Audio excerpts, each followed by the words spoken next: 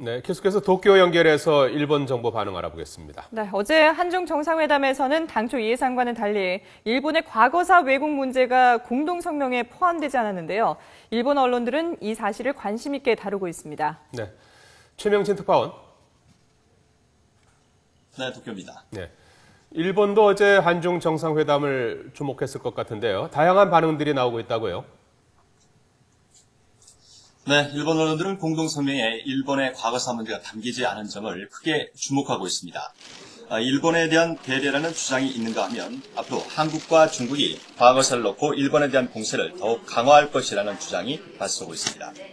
마이니치 신문은 공동성명이 아닌 부속문서에 위안부 영구협력만 포함된 것은 한중 정상이 일본 때리기를 억제했기 때문이라고 보도했습니다. 특히 한중 정상이 기자회견에서 일체의 질문을 받지 않은 것도 일본에 얽힌 질문이 나오는 것을 경계했을 가능성이 높다고 분석했습니다.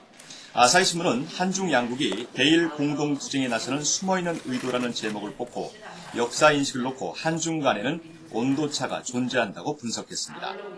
중국은 한국을 미일과의 연계에서 떼어놓으려는 노림수가 있는 반면에 한국은 지나친 한중 간 접근으로 미국에 불신감을 안겨주는 것을 경계하고 있다고 진단했습니다. 마이니치와 산케신문은 공동성명 부속서에서 위안부 문제에 관한 공동연구가 포함됐다는 점을 부각시켰습니다.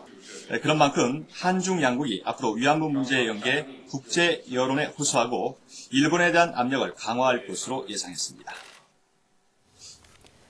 어제 한중 정상회담에서 북핵을 명기하는 한반도 비핵화를 확인했는데요. 공교롭게도 오늘 일본이 북한에 대해서 그동안 취해왔던 제재를 해제했습니다. 한미 3국의 대북 공조에 대한 우려도 나오고 있죠.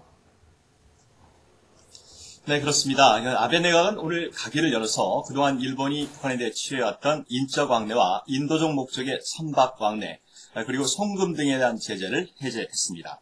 앞서 아베 총리는 어제 일본이 납치 피해자 문제를 조사하기 위한 북한 특별조사위원회의 구성이 실효성이 있는 것으로 판단해 대북 제재를 일부 해제하기로 결정했다고 밝혔습니다. 특별조사위원회 위원장은 서태학 국방위원회 안전담당 참사 겸 국가안전보위부 부부장이 맡으며 30여 명 규모로 구성됐습니다. 일본 정부는 조사 진척 상황에 관해 북한으로부터 수시로 보고받고 경찰청 요원 등으로 구성된 검증팀을 평양에 파견할 예정입니다.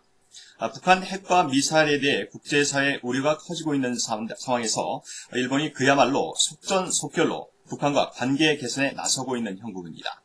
과거사 문제와 영토 문제로 주변국과 갈등을 빚고 있는 일본이 북한과의 관계 개선을 통해 한중 양국을 견제하고 나섰다는 분석이 나오고 있습니다. 그런 만큼 한미일 3국의 대북 압박 공조가 상당 부분 약화될 것이라는 우려도 나오고 있습니다. 지금까지 도쿄에서 전해드렸습니다.